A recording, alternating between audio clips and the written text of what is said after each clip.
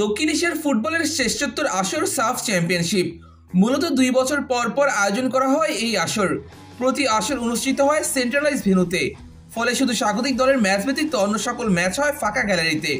দর্শকদের অনুপস্থিতির কারণে ধীরে ধীরে কমছে সাফের গুরুত্ব ও জনপ্রিয়তা, যার কারণে এখন স্পন্সরশিপ পাওয়াটাও কষ্টকর আয়োজকদের জন্য। তবে এবার সাফের পুরো চেহারা পাল্টে দেওয়ার পরিকল্পনা করছে সংগঠকরা। তাদের হাতে রয়েছে বেশ কিছু পরিকল্পনা। সবার সঙ্গে আলোচনা করে এখন সিদ্ধান্ত ফাইনাল করার অপেক্ষা। আগামীকাল 8ই জানুয়ারি নেপালে সাফ নির্বাহী কমিটির সভা অনুষ্ঠিত হবে। এই জায়গা থেকে আসবে আনুষ্ঠানিক ঘোষণা।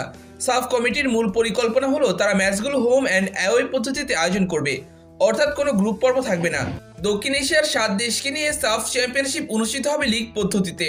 প্রত্যেক দল খেলবে 6টা করে ম্যাচ। এর মধ্যে 3টি ম্যাচ খেলবে ঘরের মাঠে, অন্য 3টি ম্যাচ খেলবে বিদেশের মাটিতে। এই ক্ষেত্রে সব ম্যাচে স্বাগতিক দর্শকদের উপস্থিতি পাওয়া যাবে এবং সাফের আমেজ ও জনপ্রিয়তা আবারও ফিরানো সম্ভব হবে। ম্যাচ ডে এর দিনে একই সময় একই দিনে খেলা চলবে 3 দেশে। 5 দিন পর আবার হবে ম্যাচ, ফলে খেলা নিয়ে থাকবে অন্যরকম আমেজ। সাফের স্পন্সর করবে সিঙ্গাপুর ভিত্তিক যুক্তরাষ্ট্রের একটি প্রতিষ্ঠান। তাদের কাছেও এই ফরম্যাটটা পছন্দ হয়েছে। এখন এটিকে চূড়ান্ত করতে আলোচনা হবে আগামীকাল।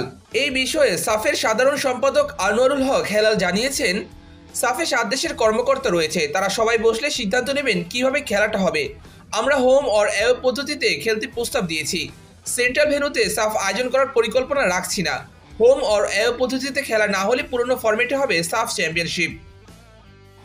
এই পদ্ধতিতে খেলা হলে ভ্রমণ খরচ এবং ক্লান্তি বেড়ে যাবে। তবে হেলালের মতে এটা কোনো বিষয় না। তিনি এই বিষয়ে জানিয়েছেন, এটা কোনো ব্যাপার না, কঠিন কিছু না। এই সিস্টেমে খেলা হয়, কোনো সমস্যা হয় না, ট্রাভেল করে খেলা যায়।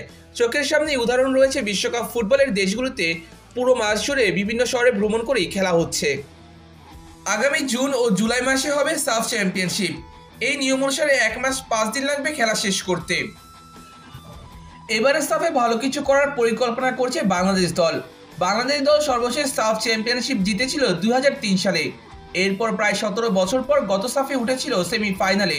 গ্রুপ পর্বে মালদ্বীপ ও ভুটানকে হারিয়ে সেমিতে কুয়েতের বিরুদ্ধে হাড্ডাহাড্ডি লড়াই করেছিল জামাল ভুঁইয়ারা। যদিও এডিশনাল টাইমে গোল হজম করে বাংলাদেশ হেরে গিয়েছিল, তবে এবার সেই আক্ষেপ ঘুচাতে চাইবে বাংলাদেশ দল। হামজা চৌধুরীর অন্তর্ভুক্তি দলের শক্তি বাড়িয়েছে। সাফের আগে আসতে পারে আরও বেশ কয়েকজন প্রবাসী ফুটবলার। তরুণরা ভালো পারফর্ম করছে বিপিএলে। আশা করছি আগামী সাফে ভালো কিছু করতে পারবে বাংলাদেশ দল। বাংলাদেশের প্রতি শুভকামনা জানিয়ে শেষ করছি আজকের ভিডিও, এবং এই বিষয়ে আপনার মতামত কি সেটা অবশ্যই জানাবেন আমাদের কমেন্ট বক্সে।